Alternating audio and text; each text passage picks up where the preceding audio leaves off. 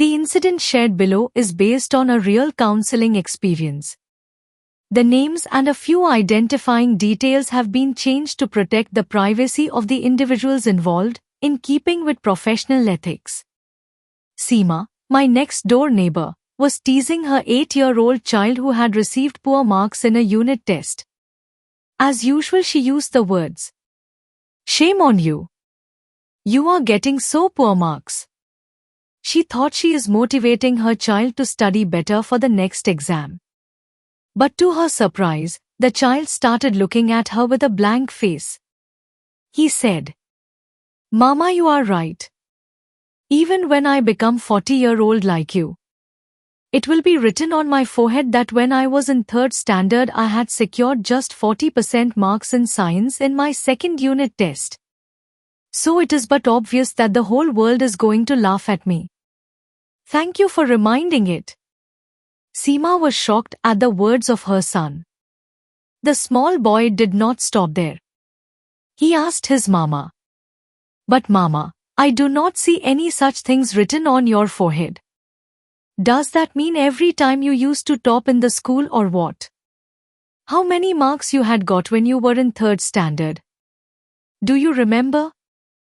Seema was just speechless. She simply called me for help. When I went there, she narrated me the whole incident. As she was narrating, I could clearly see a naughty smile on the face of the child. I looked in the eyes of the child and asked him why he reacted like that. The child said very authentically that every time he got his results, and he would get a little less marks, his mama would tease him exactly like that.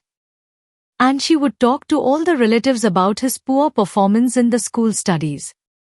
But she would never praise him in front of the same relatives when he would do well in sports in the school. The boy was clearly seeing this injustice. He was responding to that injustice, maybe unknowingly done by his mother. The boy felt as if his mother never liked him play any games. She wanted him to keep on studying. And studying. When the boy was narrating all this, I was observing the face of his mother, and I could clearly see not just anger but fury on her face. I am sure had I not been there, she would not have hesitated beating up the child. Then the child casually asked me, "Auntie, how much marks would you get when you were in 3rd standard?" I simply told him that I was a good student. I would generally score above 70% or so, but I would never talk in the class when I was in 3rd standard. And then I added that I was perfectly alright with it because who is going to remember my performance of that time? The child came running to me and hugged me. Then the child whispered in my ears, "Auntie, I am trying to tell exactly the same thing to my mama, but she is not understanding. How about you telling it to her?" I patted the child to make him assured that I will definitely do the needful. With a victorious smile on his face, the child immediately went to his room for playing. Seema started telling me, "See, this is how Varun behaves. If he is that irresponsible right now, what will happen to him when he grows up? I am always worried about him. Will you please ask him to behave himself and study well?" I could clearly see that Seema had not at all understood the hint that Varun had given her. Either she had not understood it, or she was conveniently overlooking it. In the meantime, my son came to call me because there was a patient at my place. I took advantage of the situation to see if Seema can understand what her son wants to say.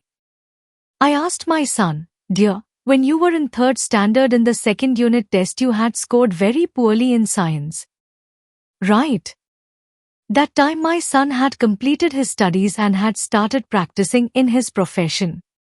So he was a little confused when I asked him that question. But nonetheless, he understood that there must be some reason why I am doing it, so he answered, "Oh yes, Mama, that was one test where I had barely passed the exam. I had showed you the paper with my face down and you had told me, 'It's all right, bachcha, this is just a school examination. As you grow, you will be facing many real exams that life will put in front of you. Get ready to pass those exams with good marks. This exam is just insignificant. Then he again reminded me that somebody was waiting for me in the house. I told Seema that I will come again or I will talk to her again, but right now I would require to leave, and I left. After an hour, Seema called me up and conveyed her thanks to me and my son. Whatever my son had told had given a clear message to Seema, about which Seema got aware when she thought about the conversation again in details. She could now understand what her son Varun was trying to say. She could realize that it is a good idea to show the kids their mistakes and try to motivate them for a good future. But when the kids achieve something, one must also praise them wholeheartedly. Also, she realized that she must not give undue importance to the marks kids get in school tests as long as the kids are not irresponsible. She now encourages Varun to become a good human being instead of insisting on him getting more marks in every exam. Thank you for watching. If you found this video valuable, please like, share, and subscribe for more insights on personal growth, well-being, happiness, safe life, and timeless wisdom. Remember, every setback is a step towards further success if handled rightly.